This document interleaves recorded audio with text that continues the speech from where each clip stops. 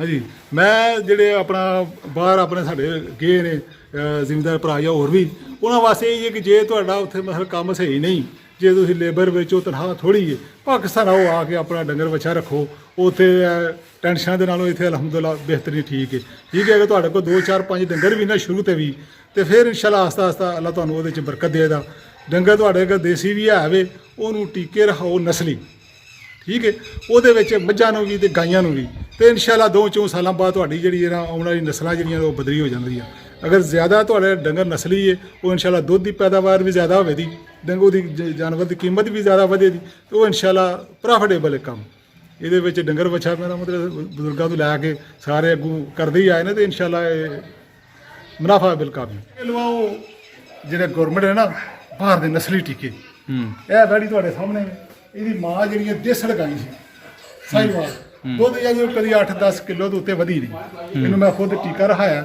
ਇਹ ਦੇਸੀ ਗਾਂ ਦੀ ਵੈੜੀ ਤੇ ਹੁਣ ਮਾਸ਼ਾਅੱਲਾ 20 ਤੋਂ 25 ਕਿਲੋ ਦੁੱਧ ਦਿੰਦੀ ਹੈ ਠੀਕ ਹੈ ਤੇ ਇਹ ਨਸਲ ਚੇਂਜ ਹੋ ਗਈ ਹੈ ਨਾ ਸਹੀ ਹੈ ਹਾਂਜੀ ਇਹ ਦੇਸੀ ਗਾਂ ਦੇ ਵਿੱਚ ਤੁਸੀਂ ਵੀ ਆਪਣਾ ਟੀਕਾ ਰਹਾਓ ਜਿਹੜੀਆਂ ਤੁਹਾਡੀਆਂ ਅਗਰ ਮੱਝਾਂ ਨੇ ਨਾ ਉਹਨਾਂ ਨੂੰ ਕੋਸ਼ਿਸ਼ ਕਰੋ ਟੀਕੇ ਜਿਹੜੇ ਨਾਲ ਰਹਾਓ ਨਸਲੀ। बिस्मिल्लाहिर्रहमानिर्रहीम अस्सलाम वालेकुम व्यूअर्स, आप देख रहे हैं business info official YouTube channel.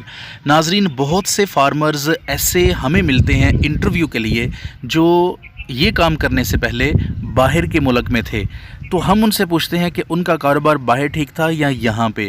हमारे बहुत सारे भाई और दोस्त और फार्मर हजरात जो बैरून मुल्क बैठे हैं वो हमारी वीडियोस देखते हैं, तो हमारा मकसद ये नहीं है कि हम उनकी हौसला शिकनी करें, हम उनको डिस्करेज करें कि वो वहाँ पे काम छोड़कर वापस आ जाएं, लेकिन उनके लिए हमारी ये वीडियोस इस हवाले से होती हैं कि अगर खुदा न खास्ता उनका बाहर की दुनिया में काम ठीक नहीं है तो ऑप्शन के तौर पर उनके पास फार्मिंग का कारोबार मौजूद है कि जब वो अपने वतन आएँ तो वो फौरी तौर पर पहले दिन से ही पैसे कमाने के लिए ये कारोबार कर सकते हैं।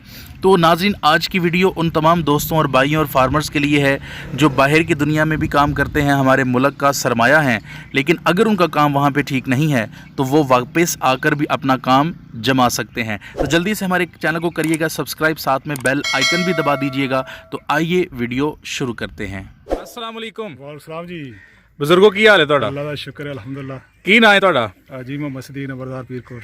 ਹਾਜੀ ਮੁਹੰਮਦ ਸਦੀਕ ਸਾਹਿਬ ਹਾਂਜੀ ਪੀਰਕੋਟ ਤੋਂ ਹੋ? ਹਾਂਜੀ ਹਾਜੀ ਸਾਹਿਬ, ਕਿੰਨੀ ਦੇਰ ਹੋ ਗਈ ਏ ਡੰਗਰਾਂ ਦਾ ਕੰਮ ਕਰਦੇ ਤੁਹਾਨੂੰ? ਡੰਗਰਾਂ ਦਾ ਕੰਮ ਸਾਡੇ ਬਾਪ ਦਾਦਾ ਤੋਂ ਜਦੀ ਪੁੱਛਦੇ ਅਸੀਂ ਗੁਜਰ ਬਰਾਦਰੀ ਦਾ ਤਲਾ ਰੱਖਦੇ ਹਾਂ ਸਾਰੇ ਮਾਸ਼ਾਅੱਲਾ ਸਾਡੇ ਦਾਦਾ ਪੜਦਾਦਾ ਸਾਰੇ ਹੀ ਕੰਮ ਕਰਦੇ ਆਏ ਨੇ ਮਾਸ਼ਾਅੱਲਾ ਸਾਹਿਬ ਸਾਨੂੰ ਲੱਗੂ ਅਸੀਂ ਆ ਭਾਈ ਦੇ ਬੱਚੇ ਨੇ। ਇਹ ਜਿਹੜੇ ਹੁਣ ਤੁਹਾਡੇ ਕੋਲ ਡੰਗਰ ਨੇ ਇਹ ਕਿੰਨੀ ਦੇਰ ਤੋਂ ਤੁਸੀਂ ਬਣਾਏ ਨੇ ਪਹਿਲੇ?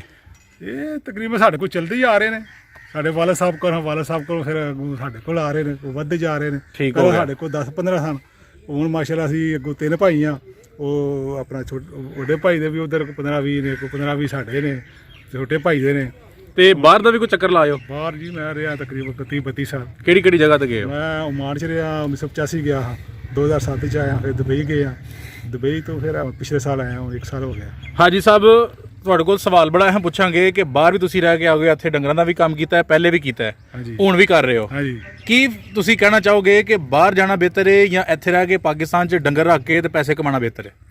ਦੇਖੋ ਜੀ, ਬਾਹਰ ਅਗਰ ਜਾਬ ਅੱਛੀ ਹੋਵੇ ਮਜ਼ਦੂਰੀ ਵਿੱਚ ਤੇ ਜਾਣਾ ਨਹੀਂ ਚਾਹੀਦਾ ਬੰਦਾ, ਲੇਬਰ ਦੇ ਕੰਮ ਵਿੱਚ ਅਗਰ ਜਾਣਾ, ਤੁਸੀਂ ਅਗਰ ਪੜ੍ਹੇ ਲਿਖੇ ਹੋ ਜਾਂ ਕੋਈ ਟੈਕਨੀਕਲ ਕੰਮ ਜਾਣਦੇ ਹੋ ਜਿਹਦੇ ਵਿੱਚ ਤੁਹਾਨੂੰ ਕੋਈ 1 ਲੱਖ 2 ਲੱਖ 3 ਲੱਖ ਤੁਹਾਡੀ ਸੈਲਰੀ ਹੋਵੇ ਫਿਰ ਤੇ ਜਾਓ।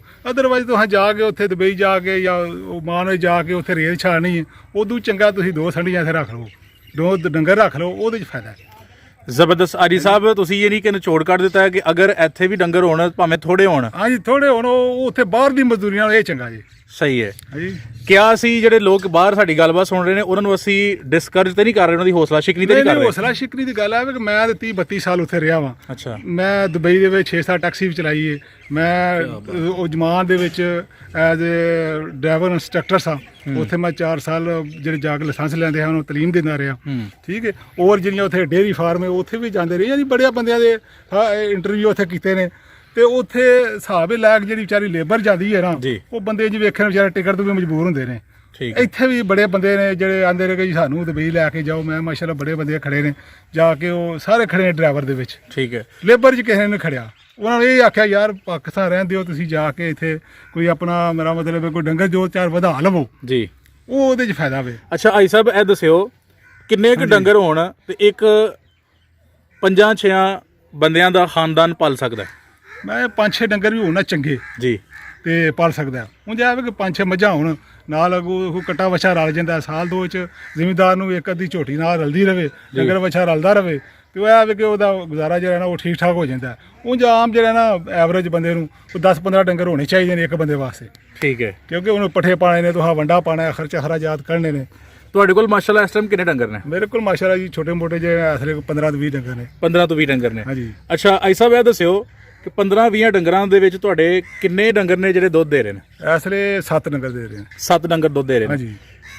ਅਗਲਾ ਸਵਾਲ ਪੁੱਛਣ ਤੋਂ ਪਹਿਲੇ ਮੈਂ ਕਹਾਂਗਾ ਕਿ ਆਪਣੀ ਐਵਰੇਜ ਦੱਸਿਓ ਕਿ ਜ਼ਿਆਦਾ ਤੋਂ ਜ਼ਿਆਦਾ ਤੁਹਾਡੇ ਜਿਹੜੇ ਡੰਗਰ ਨੇ ਉਹ ਕਿੰਨਾ ਕੁ ਦੁੱਧ ਦੇ ਚੁੱਕੇ ਨੇ? ਜ਼ਿਆਦਾ ਜ਼ਿਆਦਾ ਸਾਡੇ ਜਿਹੜੇ ਉਹ ਗਾਈਆਂ ਸਾਡੇ ਕੋਲ 2 ਉਹ ਮਾਸ਼ਾਅੱਲਾ ਯਾਨੀ 20 ਤੋਂ 25 ਕਿਲੋ ਦੁੱਧ ਔਰ ਦੇ ਰਹੀਆਂ ਮੱਝਾਂ? ਨੇ। ਮੱਝਾਂ ਜਿਹੜੀਆਂ ਨੇ ਉਹ ਐਵਰੇਜ ਜਿਹੜੀ ਉਹ 12-14 ਕਿਲੋ। ਅੱਛਾ 10 ਤੋਂ ਗਾਈਆਂ 'ਚ 12 ਜ਼ਿਆਦਾ ਫਾਇਦਾ ਹੈ ਜਾਂ ਮੱਝਾਂ 'ਚ ਜ਼ਿਆਦਾ ਫਾਇਦਾ ਹੈ? ਅਗਰ ਦੁੱਧ ਵਿਕੇ ਤੇ ਗਾਈਆਂ ਜ਼ਿਆਦਾ ਫਾਇਦਾ ਹੈ। ਅੱਛਾ ਗਾਈਆਂ ਦੀ ਐਵਰੇਜ ਜ਼ਿਆਦਾ ਨਾ, ਯਾਨੀ ਦੁੱਧ ਉਹਨਾਂ ਦਾ ਜ਼ਿਆਦਾ ਹੈਗਾ ਮੱਝ ਦੀ ਬਨਿਸਬਤ। ਅੱਛਾ ਤੁਸੀਂ ਦੱਸਿਆ ਗਾਈਆਂ 'ਚ ਜ਼ਿਆਦਾ ਫਾਇਦਾ ਹੈ ਹਾਂਜੀ। ਤੇ ਖਰਚਾ ਮੱਝਾਂ 'ਚ ਜ਼ਿਆਦਾ ਹੈ ਜਾਂ ਗਾਈਆਂ 'ਚ ਜ਼ਿਆਦਾ ਹੈ? ਖਰਚਾ ਉਨੇ ਹੀ ਪੱਠੇ ਉਨੇ ਹੀ ਖਾਣੇ ਨੇ, ਜ਼ਿਮੀਦਾਰ ਨੂੰ ਕੀ ਫਰਕ ਪੈਂਦਾ ਜੇ ਕੋਈ ਤਵੀ ਕੋ ਵੱਧ ਖਾ ਜਾਵੇ ਤੇ। ਸਹੀ ਹੈ। ਤੇ ਉਹ ਗਾਈ ਜਿਹੜੀ ਹੈ ਨਾ ਇਹਦਾ ਦੁੱਧ ਅਗਰ ਵਿਕਦਾ ਰਵੇ, ਅਸੀਂ ਤੇ ਇੱਕੋ ਹੀ ਰੇਟ ਦੇਣੇ ਆ ਗਾਈਆਂ ਮੱਝਾਂ ਦਾ।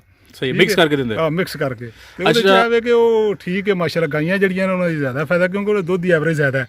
ਜਿੱਡੀ ਤੁਸੀਂ ਚੰਗੀ ਮੱਝ ਵੀ ਲੈ ਆਵੋ ਨਾ ਉਹ 12-13-14-15 ਤੋਂ ਉੱਤੇ ਨਹੀਂ ਜਾਂਦੀ। ਗਾਈ ਜਿਹੜੀ ਉਹ ਮਾਸ਼ਾਅੱਲਾ 20-25 ਕਰ ਜਾਂਦੀ। ਅੱਛਾ ਕਿੰਨੇ ਜਾਨਵਰ ਨੇ ਜਿਹੜੇ ਤੁਹਾਡੇ ਕੋਲ ਦੁੱਧ ਦਿੰਦੇ ਨੇ? 7 ਜਾਨਵਰ ਨੇ। 7 ਜਾਨਵਰ ਨੇ। ਕਿੰਨਾ ਦੁੱਧ ਤੁਸੀਂ ਇਹਨਾਂ ਕੋਲ ਹਾਸਲ ਕਰ ਲੈਂਦੇ ਹੋ? ਇਹਨਾਂ ਕੋਲ ਅਸੀਂ ਐਵਰੇਜ ਜਿਹੜੀਆਂ ਹੁਣ ਵਿੱਚ ਕੋਈ ਖੰਗੜ ਵੀ ਨੇ ਤੇ ਲੈਰੀਆਂ ਤੁਹਾਨੂੰ ਮੈਂ ਦੱਸਿਆ ਸੀ ਕਿ ਜਿਹੜੀਆਂ ਨੇ ਉਹ ਆਪਣਾ 12-14 ਕਿਲੋ ਜਿਹੜੀਆਂ ਨੇ ਉਹ ਝੋਟੀਆਂ ਮੱਝਾਂ ਦਿੰਦੀ ਹੈ। ਮੱਝ 10 ਤੋਂ 12। ਅੱਛਾ ਦੁੱਧ ਕਿੱਥੇ ਸੇਲ ਕਰਦੇ ਪਏ? ਦੁੱਧ ਸਾਡਾ ਸਿਆਲਕੋਟ ਜਾਂਦਾ, ਅਸੀਂ ਤੇ ਇੱਥੇ ਡੇਰੇ ਤੇ ਵੇਚ ਰਹੇ ਆ। ਅਸੀਂ ਤੇ ਕਿਰੇ ਵੀ ਜਾਂਦੇ, ਇੱਥੇ ਦੁੱਧ ਹੀ ਆਉਂਦੇ ਨੇ ਲੈ ਜਾਂਦੇ ਨੇ। ਅੱਛਾ ਰੋਜ਼ ਦਾ ਕਿੰਨਾ ਦੁੱਧ ਹੁੰਦਾ ਤੁਹਾਡੇ ਇੱਥੇ ਡੇਰੇ ਤੇ? ਰੋਜ਼ ਦੇ ਅਸੀਂ ਤਕਰੀਬਨ ਜਿਹੜਾ ਨਾ ਪਹਿਲਾਂ ਤੇ ਕੋਈ ਮਨ ਸਵਾ ਮਨ ਵੀ ਦਿੰਦੇ ਰਹੇ ਆ। ਅੱਛਾ ਹੁਣ ਇਹ ਝੋਟੀਆਂ ਜਿਹੜੀਆਂ ਨੇ ਇਹ ਵੀ ਸੂਣੇ ਵਾਲੀਆਂ ਨੇ, ਇਹ ਵੀ ਸੂਣੇ ਵਾਲੀਆਂ, ਇਹ ਵੀ ਦੋ ਜਿਹੜੀਆਂ ਖੰਗੜਾ ਹੋਈਆਂ ਨੇ। ਤੇ ਬਾਕੀ ਜਿਹੜਾ ਨਾ ਉਹ ਸ਼ਾਮੀ ਦੇਖ ਲਈਦਾ, ਕੋਈ ਸਵੇਰੇ ਦੇਖ ਅੱਛਾ ਕਿਸ ਰੇਟ ਤੇ ਸੇਲ ਕਰਦੇ ਹੋ ਦੁੱਧ? ਅਸੀਂ 75 ਰੁਪਏ ਕਿਲੋ। ਅੱਛਾ ਆਈ ਸਾਹਿਬ ਇਹ ਦੱਸਿਓ ਕਿ ਕਮ ਸੇ ਕਮ ਕਿੰਨੀ ਕੁ ਜਗ੍ਹਾ ਬੰਦੇ ਕੋਲ ਹੋਏ ਤੇ ਉਹ ਜਿਹੜਾ ਡੰਗਰਾਂ ਦਾ ਕੰਮ ਸ਼ੁਰੂ ਕਰ ਸਕਦਾ ਹੈ? ਫੋਰ ਐਗਜ਼ਾਮਪਲ ਅਗਰ ਉਹਨੇ 10 ਮੱਝਾਂ ਰੱਖਣੀਆਂ ਨੇ ਤੇ ਘੱਟ ਤੋਂ ਘੱਟ ਕਿੰਨੀ ਕੁ ਜਗ੍ਹਾ ਹੈ? ਉਹਦੇ ਵਾਸਤੇ ਤਕਰੀਬਨ ਕੋਈ 5-7 ਕਿੱਲੇ ਤੇ ਜ਼ਮੀਨ ਚਾਹੀਦੀ ਹੈ ਨਾ।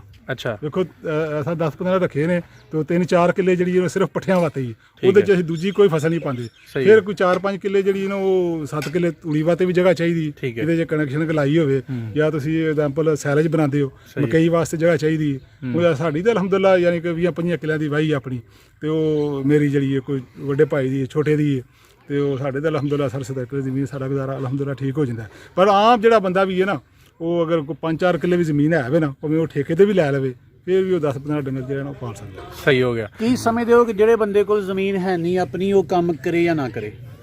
ਅਗਰ ਤੈਨੂੰ ਜ਼ਮੀਨ ਮਿਲ ਜਾਂਦੀ ਹੈ ਠੇਕੇ ਤੇ, ਠੀਕ ਹੈ, ਤੇ ਠੇਕਾ ਮਕੂਲ ਹੋਵੇ, ਫਿਰ ਤੇ ਉਹ ਕੰਮ ਕਰ ਸਕਦਾ ਹੈ। ਅਦਰਵਾਈਜ਼ ਅਗਰ ਠੇਕਾ ਵੀ ਉਹਨੇ ਦੇਣਾ ਹੈ, ਉਹ ਪੱਠੇ ਉਗਾਣੇ ਨੇ, ਉਹਦਾ ਵੀ ਖਰਚਾ ਹੈ, ਜਾਂ ਮੁੱਲ ਲੈਣੇ ਨੇ, ਫਿਰ ਉਹਦੀ ਇਨਕਮ ਘੱਟ ਹੋਏਗੀ ਲੇਕਿਨ ਘੱਟ ਹੋਏਗੀ। ਪ੍ਰੋਫਿਟ ਹੋਏਗੀ ਘੱਟ ਹੋਏਗੀ। ਹਾਂ ਤੇ ਮਤਲਬ ਸਾਡੀ ਤੂੜੀ ਘਰ ਹੀ ਹੋ ਜਾਂਦੀ ਹੈ। ਆ ਮਾਸ਼ਾਅੱਲਾ ਇਹਦਾ ਪਿੱਛੇ ਸਟੋਰ ਜਿਹੜਾ ਨਾ ਉਹ ਫੁੱਲ ਕੀਤੇ ਆ 7-8 ਕਿੱਲੇ, ਅਜੇ ਵੀ ਤੂੜੀ ਸਾਡੀ ਮੌਜੂਦ ਹੈ। ਕੋਈ ਕਮਾਦ ਲਾਇਆ ਅਸੀਂ। ਇਕੱਲੇ ਹੀ ਕੰਮ ਕਰ ਰਹੇ ਹੋ ਜਾਂ ਨਾਲ ਕੋਈ ਤੁਸੀਂ ਬੰਦਾ ਵੀ ਰੱਖਿਆ? ਮੈਂ ਇਕੱਲਾ ਹੀ ਨਾਲ ਇੱਕ ਆਪਣਾ ਰੱਖਿਆ ਭਾਈ, ਉਹਨਾਂ ਵੀ ਆਪਣੀ ਗਾਂ ਵੱਛ ਰੱਖੀ ਹੈ। ਅੱਛਾ। ਤੇ ਮੁੰਡੇ ਜਿਹੜੇ ਨੇ ਉਹ ਆਪਣਾ ਦੋਵੇਂ ਮਾਸ਼ਾਅੱਲਾ ਮੇਰੇ ਟੀਚਰ ਨੇ, ਉਹ ਸਕੂਲੇ ਟੁਰ ਜਾਂਦੇ ਨੇ, ਆ ਵੀ ਸ਼ਾਮ ਸਵੇਰੇ ਹੱਥ ਵਟਾ ਛੱਡਦੇ ਨੇ। ਸਹੀ ਹੈ। ਤੇ ਮੈਂ ਇੱਕ ਹੋਰ ਬੰਦਾ ਵੀ ਠੀਕ ਹੋ ਗਿਆ। ਅੱਛਾ ਆਈ ਸਾਹਿਬ ਸਵਾਲ ਜਿਹੜਾ ਨਾ ਬੜਾ ਟੈਕਨੀਕਲ ਹੈ, ਜਰਾ ਸੋਚ ਕੇ ਦੱਸਿਓ। ਕੁਝ ਲੋਕ ਕਹਿੰਦੇ ਨੇ ਕਿ ਡੰਗਰ ਰੱਖ ਕੇ ਤੇ ਉਹਨਾਂ ਨੂੰ ਨੁਕਸਾਨ ਵੀ ਹੋ ਜਾਂਦਾ ਹੈ। ਤੁਸੀਂ ਇਸ ਕੰਮ ਨੂੰ ਕਿਸ ਤਰ੍ਹਾਂ ਬਿਹਤਰ ਸਮਝਦੇ ਹੋ ਔਰ ਬਿਹਤਰੀ ਦੀ ਸਾਨੂੰ ਕੀ ਟੈਕਨੀਕ ਦੱਸੋਗੇ? ਨੁਕਸਾਨ ਉਹ ਹੁੰਦਾ ਜੇ ਅੱਲਾ ਨਾ ਕਰੇ ਕੋਈ ਕੁਦਰਤੀ ਕੋਈ ਆਫਤ ਐਸੀ ਆ ਜਾਂਦੀ ਹੈ, ਡੰਗਰ ਕੋਈ ਬਿਮਾਰ ਹੋ ਗਿਆ, ਉਹਦੀ ਡੈਥ ਹੋ ਗਈ। ਪਰ ਅਦਰਵਾਈਜ਼ ਇਹ ਹੈ ਕਿ ਤੁਸੀਂ ਡੰਗਰ ਦਾ ਧਿਆਨ ਰੱਖੋ, ਬਿਮਾਰ ਬੂਰ ਹੋ ਜਾਏ ਡਾਕਟਰ ਨੂੰ ਵਿਖਾਓ, ਜਾਂ ਕੋਈ ਆਪਣੇ ਜਿਹੜੇ ਕੋਈ ਦੇਸੀ ਨੁਸਖੇ ਹਨ ਕਰੋ, ਤੇ ਅੱਲਾ ਨੂੰ ਘਾਟਾ ਨਾ ਆਵੇ, ਡੰਗਰ ਵਿੱਚ ਘਾਟਾ ਕੋਈ ਨਹੀਂ। ਇੱਕ ਅਣਜਾਣ ਬੰਦਾ ਜਿਹਨੂੰ ਇਸ ਕੰਮ ਦਾ ਨਹੀਂ ਪਤਾ, ਉਹ ਬਾਹਰ ਵੀ ਨਹੀਂ ਜਾ ਸਕਦਾ, ਕੰਮ ਵੀ ਨਹੀਂ ਕਰ ਸਕਦਾ, ਥੋੜੇ ਡੰਗਰ ਲੈ ਕੇ ਕੰਮ ਸ਼ੁਰੂ ਕਰਨਾ ਚਾਹੁੰਦਾ ਹੈ, ਉਹਨੂੰ ਖੁਸ਼ਆਮਦੀਦ ਕਹੋਗੇ ਜਾਂ ਨਹੀਂ? ਬਿਲਕੁਲ ਕਵਾਂਗੇ। ਕਿਸ ਅੰਦਾਜ਼ ਦੇ ਵਿੱਚ ਉਹ ਆਪਣਾ ਕੰਮ ਸ਼ੁਰੂ ਕਰੇ? ਉਹ ਹੈ ਕਿ ਜਿੰਨੇ ਵੀ ਉਹਦੇ ਕੋਲ ਅਵੇਲੇਬਲ ਹੈ ਨੇ ਡੰਗਰ, ਕਮ ਤੋਂ ਕਮ 2-3-4 ਤੇ ਹੈ ਨਾ। ਠੀਕ ਹੈ। ਉਹ ਇਹ ਵੇ ਅੱਲਾ ਕਰੇ ਗਾਈ ਹੋਵੇ, ਗਾਈ ਦੀ ਜਿਹੜੀ ਵੈੜੀ ਉਹ 1.5-2 ਸਾਲਾਂ ਬਾਅਦ ਮਾਸ਼ਾਅੱਲਾ ਵੱਛੀ ਤਿਆਰ ਹੋ ਜਾਂਦੀ ਹੈ। ਸਾਡੇ ਕੋਲ ਮਾਸ਼ਾਅੱਲਾ ਗਾਈਆਂ ਤੁਹਾਨੂੰ ਵਿਖਾਉਂਦੇ ਆ, ਉਹ ਸਾਹਮਣੇ ਵੈੜੀ ਉਹ ਪਹਿਲੇ ਸੂਏ ਦੀ, ਦੂਜੇ ਸੂਏ ਗਾਈ ਸੂਈ, ਅੱਗੋਂ ਮਾਸ਼ਾਅੱਲਾ ਫੇਰ ਸੂਣੇ ਵਾਲੀ, ਮਾਂ ਨਾਲ ਪਹਿਲਾਂ ਸੂਣੇ ਵਾਲੀ। ਜ਼ਬਰਦਸਤ। ਤੇ ਇਹ ਵੇ ਕਿ ਅਗਰ ਕਟੇ ਦੇ ਵਿੱਚ ਦੁੱਧ ਥੋੜਾ ਪਿਆਇਆ ਹੋਵੇ, ਸਾਂਭ ਉਹਦੀ ਕਰੋ, ਤੇ ਉਹ ਇਨਸ਼ਾਅੱਲਾ ਵੈੜੀ ਜਿਹੜੀ 2 ਸਾਲਾਂ ਬਾਅਦ 1.5 ਸਾਲ ਬਾਅਦ 3 ਬਾਅਦ ਉਹ ਸੂ ਜਾਂਦੀ ਹੈ ਤੇ ਜੀ। ਝੋਟੀਆਂ ਜਿਹੜੀਆਂ ਨੇ ਅਗਰ ਜੇ ਉਹਨਾਂ ਤੋਂ ਦੁੱਧ ਹੀ ਨਹੀਂ ਛੱਡਣਾ ਉਹਦੀ ਸੇਵਾ ਨਹੀਂ ਕਰਨੀ ਫਿਰ ਤੁਸੀਂ ਜਾ ਕੇ ਉਹਨੂੰ ਸੁਣਿਆ 5 ਸਾਲਾਂ ਬਾਅਦ ਉਹਦੇ ਫਾਇਦਾ ਕੋਈ ਨਹੀਂ, ਤੁਹਾਡੇ ਪੱਠੇ ਵੀ ਨਹੀਂ ਪੂਰੇ ਹੁੰਦੇ। ਸਹੀ ਹੈ। ਉਹਨੂੰ ਇਹ ਵੀ ਝੋਟੀ ਜਿਹੜੀ ਮੱਝ ਸੁੰਦੀ ਹੈ ਉਹਨੂੰ 2-4 ਮਹੀਨੇ ਕੱਟੀ ਨੂੰ ਦੁੱਧ ਪਿਆਓ, ਠੀਕ ਹੈ। ਅੱਗੋਂ ਫਿਰ ਵੰਡਾ ਛੰਡਾ ਨਾਲ ਪੱਠੇ ਛੱਟੇ ਦਿਓ ਤੇ ਇਨਸ਼ਾਅੱਲਾ ਉਹ 2 ਸਾਲਾਂ ਬਾਅਦ 3 ਸਾਲਾਂ ਬਾਅਦ ਝੋਟੀ ਨਾਲ ਆ ਜਾਂਦੀ। ਸਹੀ ਹੈ। ਇਹਦੀ ਤੁਸੀਂ ਪ੍ਰੈਫਰ ਕਰਦੇ ਹੋ ਕਿ ਜਾਵਾਂ ਨੂੰ ਵੇਚਣਾ ਨਹੀਂ ਚਾਹੀਦਾ ਬਲਕਿ ਉਹਨਾਂ ਨੂੰ ਪਾਲ ਕੇ ਤੇ ਉਹ ਝੋਟੀਆਂ ਬਣਾਓ। ਹਾਂਜੀ। ਤੇ ਕੱਟਿਆਂ ਦਾ ਕੀ ਕਰਦੇ ਹੋ? ਕੱਟੇ ਜਿਹੜੇ ਨੇ ਉਹ ਤੇ ਫਿਰ ਵੇਖੀ ਜਾਂਦੇ ਨੇ। ਆਹ ਕਿੰਨੀ ਇੱਕ ਦੇਰ ਦਾ ਕਰਕੇ ਵੇਚਦੇ ਹੋ? ਅਸੀਂ ਕੱਟਾ ਮਹਾਂ ਕੋ ਵਾਵਾ ਹੋ ਗਿਆ ਕਿ ਪਿਛਲੇ ਸਾਲ ਤੇ ਈਦ ਤੇ ਵੇਚਿਆ ਸੀ ਜਾ ਕੇ ਤੇ ਉਹ ਜਿਹੜਾ ਨਾ ਫਿਰ ਕੱਟਾ ਤੇ ਕੋਈ 1.5 ਸਾਲ ਦਾ ਹੋਵੇ ਜੇ ਮੱਝ ਨੇ ਦੁੱਧ ਛੜਾ ਹੜਿਆ ਤੇ ਗੋਸ਼ਤ ਦੇ ਕਾਬਲ ਹੋ ਗਿਆ ਤੇ ਵੇਚ ਸਕਦੀ। ਕੁਝ ਲੋਕ ਕੱਟਾ ਜਦੋਂ ਮੱਝ ਦਿੰਦੀ ਹੈ ਉਦੋਂ ਹੀ ਉਹ ਛਡਾ ਹਟਦੇ ਨੇ, ਕੱਟਾ ਵੇਚ ਛੱਡਦੇ ਨੇ। ਤੁਹਾਡਾ ਕੀ ਜ਼ਿਹਨ ਹੈ ਕਿ ਕਿੰਨੇ ਮਹੀਨੇ ਤੱਕ ਦੁੱਧ ਪਿਆਣਾ ਚਾਹੀਦਾ? ਦੇਖੋ ਕੱਟੇ ਨੂੰ ਕਮ ਸੇ ਕਮ ਜਿਹੜਾ ਕੋਈ ਵੀ ਜਾਨਵਰ ਹੈ ਉਹਨੂੰ 2-4 ਮਹੀਨੇ ਤੇ ਲਾਜ਼ਮੀ ਦੁੱਧ ਪਿਆਣਾ ਚਾਹੀਦਾ। ਉਹ ਪਿਆਓਗੇ ਕੱਟਾ ਜਾਂ ਵੱਛਾ ਜਾਂ ਜੋ ਵੀ ਆਵੇ ਉਹ ਕੱਟੀ ਹੈ ਉਹ ਅਗਰ ਗੋਸ਼ਤ ਵਾਲਾ ਵੀ ਹੈ ਉਹ ਤਗੜਾ ਹੋ ਜਾਏਦਾ ਤੇ ਉਹ ਪੈਸੇ ਤੁਹਾਨੂੰ ਵੱਲ ਲੱਭਣਗੇ ਕਿ ਜੇ ਦੁੱਧ ਹੀ ਨਹੀਂ ਛੱਡਣਾ ਤੇ ਉਹ ਉਂਝ ਹੀ ਮਰ ਜਾਏਦਾ।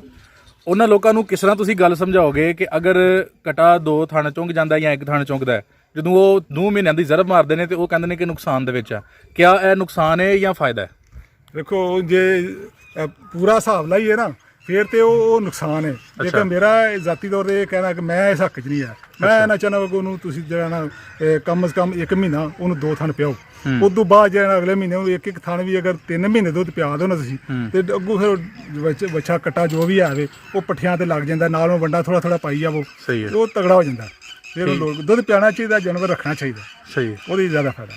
ਠੀਕ ਹੋ ਗਿਆ। ਅੱਛਾ, ਇਹ ਸਭ ਤੁਸੀਂ ਮਾਸ਼ਾਅੱਲਾ ਦੇਸੀ ਬੰਦੇ ਔਰ ਦੇਸੀ ਗੱਲਾਂ ਸਾਨੂੰ ਸੁਣਾ ਰਹੇ ਹੋ। ਦੇਸੀ ਇਲਾਜ ਵੀ ਦੱਸੋ ਸਾਨੂੰ ਕਿ ਮੱਝਾਂ ਬਿਮਾਰ ਹੋ ਜਾਣ, ਵੱਛੇ ਕੱਟੀਆਂ, ਇਹਨਾਂ ਦਾ ਇਲਾਜ ਕਿਸ ਤਰ੍ਹਾਂ ਕੀਤਾ ਜਾਏ? ਇਲਾਜ ਆਵੇ ਕਿ ਜਿਹੜੇ ਮਸਲੇ ਟੀਕੇ ਜਿਹੜੇ ਨੇ ਘੋਟੂ ਜਾਂ ਦੂਜੇ ਜਿਹੜੇ ਮੌਸਮੀ ਜਿਹੜੀਆਂ ਬਿਮਾਰੀਆਂ ਹੁੰਦੀਆਂ ਨੇ ਉਹ ਤੇ ਤੁਹਾਨੂੰ ਪ੍ਰੋਪਰ ਲਵਾਉਣੇ ਚਾਹੀਦੇ ਨੇ। ਉਹ ਆਪਣਾ ਯੂਨੀਅਨ ਕੌਂਸਲ 'ਚ ਆਪਣਾ ਹਸਪਤਾਲੋਂ ਡਾਕਟਰ ਹੁੰਦੇ ਰਹਿੰਦੇ, ਉਹਨਾਂ ਤੁਸੀਂ ਰਾਤ 'ਚ ਰਹੋ, ਉਹ ਜਦੋਂ ਲੱਗਦੇ ਨੇ ਉਹ ਬਰਾਬਰ ਉਹਨੂੰ ਵੈਕਸੀਨ ਕਰਵਾਓ ਉਹਨਾਂ ਦੀ ਭਾਰਤੀ ਟੀਕਿਆਂ ਦੀ। ਠੀਕ ਹੈ ਜੀ। ਅੱਛਾ, ਇਹਨਾਂ ਦੀ ਵੈਕਸੀਨੇਸ਼ਨ ਜਿਹੜੀ ਆ ਉਹ ਕਿੰਨੀ ਦੇਰ ਬਾਅਦ ਕਰਵਾਉਂਦੇ ਹੋ? ਅਸੀਂ ਮੇਰਾ ਕੋਈ 6 ਮਹੀਨੇ ਦੇ ਅੰਦਰ ਕਰਵਾ ਲੈਂਦੇ ਹਾਂ। ਸਹੀ ਹੈ। ਜਿਹੜੇ ਮੌਸਮ ਖਰਾਬ ਹੋਵੇ ਲਾਜ਼ਮੀ ਦੇਈਦੀ। ਬਹੁਤ ਸ਼ੁਕਰੀਆ ਜੀ ਸਾਹਿਬ, ਤੁਸੀਂ ਬੜੀ ਕੀਮਤੀ ਮਾਲੂਮਾਤ ਦਿੱਤੀ ਹੈ ਔਰ ਇਹ ਦੱਸਿਆ ਕਿ ਜਿਹੜੇ ਲੋਕ ਬਾਹਰ ਜਾ ਕੇ ਸੈਟਲ ਨਹੀਂ ਹੁੰਦੇ ਉਹ ਪਰੇਸ਼ਾਨ ਨਾ ਹੋਣ, ਉਹ ਪਾਕਿਸਤਾਨ 'ਚ ਆ ਕੇ ਆਪਣਾ ਕਾਰੋਬਾਰ ਕਰ ਸਕਦੇ ਨੇ। ਆਖਰੀ ਗੱਲ ਦੇ ਤੌਰ ਤੇ ਦੱਸੋ ਕਿ ਇਸ ਕਾਰੋਬਾਰ ਦੇ ਵਿੱਚ ਕਾਮਯਾਬ ਹੋਣ ਦੀ ਕੀ ਰੇਸ਼ੋ ਹੈ? ਕਿੰਨੇ ਫੀਸਦ ਬੰਦਾ ਕਾਮਯਾਬ ਹੋ ਸਕਦਾ ਹੈ? ਇਨਸ਼ਾਅੱਲਾ ਜੀ ਇਹਦੇ ਵਿੱਚ ਘਾਟਾ ਕੋਈ ਨਹੀਂ। ਮਾਸ਼ਾਅੱਲਾ। ਘਾਟਾ ਕੋਈ ਨਹੀਂ ਆਵੇ। ਅਗਰ ਮੇਰਾ ਮਤਲਬ ਜਾਨਵਰ ਦੁੱਧ ਦਿੰਦਾ, ਤੁਹਾਡੇ ਬੱਚੇ ਦੁੱਧ ਪੀਂਦੇ ਨੇ, ਹਾਂਜੀ ਤੁਸੀਂ ਆਪ ਦੁੱਧ ਪੀਂਦੇ ਹੋ, ਕੋਈ ਵੇਚਦੇ ਹੋ, ਠੀਕ ਹੈ, ਫਿਰ ਨਾਲ ਕੋਈ ਜਾਨਵਰ ਰਲ ਜਾਂਦਾ, ਕੋਈ ਸਾਲ 2 ਸਾਲ ਬਾਅਦ ਤੁਹਾਡਾ ਅਗਰ ਜ਼ਿਮੀਂਦਾਰ ਦਾ 1-2 ਡੰਗਰ ਨਾਲ ਰਲਦਾ ਹੋਵੇ ਉਹ ਇਹਦੀ ਪ੍ਰਾਫਿਟ ਹੈ। ਸਹੀ ਹੋ ਗਿਆ। ਤੇ ਜਿਹੜੇ ਲੋਕ ਕਹਿੰਦੇ ਨੇ ਕਿ ਇਸ ਕਾਰੋਬਾਰ ਦੇ ਵਿੱਚ ਘਾਟਾ ਵੇ, ਤੁਹਾਡੀ ਗੱਲ ਤੋਂ ਸਾਬਤ ਹੋਇਆ ਕਿ ਉਹ ਗਲਤ ਕਹਿੰਦੇ ਨੇ। ਉਹ ਗਲਤ ਕਹਿੰਦੇ ਨੇ ਜੀ। ਬਹੁਤ ਸ਼ੁਕਰੀਆ ਆਈ ਸਾਹਿਬ, ਤੁਸੀਂ ਬੜੀ ਮੁਫੀਦ ਗੱਲਬਾਤ ਸਾਡੇ ਨਾਲ ਕੀਤੀ। ਅਸਲਾਮ ਅਲੈਕੁਮ।